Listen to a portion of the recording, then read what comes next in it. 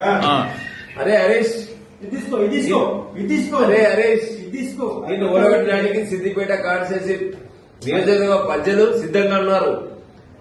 దానికి బాధ్యతగా వహించడానికి కూర బాలెడి సిద్ధంగా ఉన్నాడు. నువ్వు చేసిన అన్యాయాలు, నువ్వు చేసిన అక్రమాలు అన్ని బయటపెట్టడానికి సిద్ధంగా ఉన్నాం.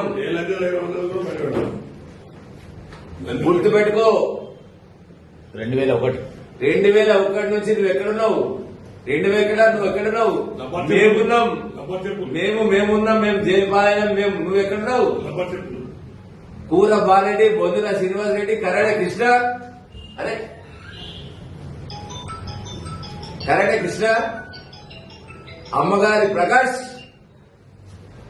నక్షత్రం సియరి, మన గుండెపైన చంద్రం,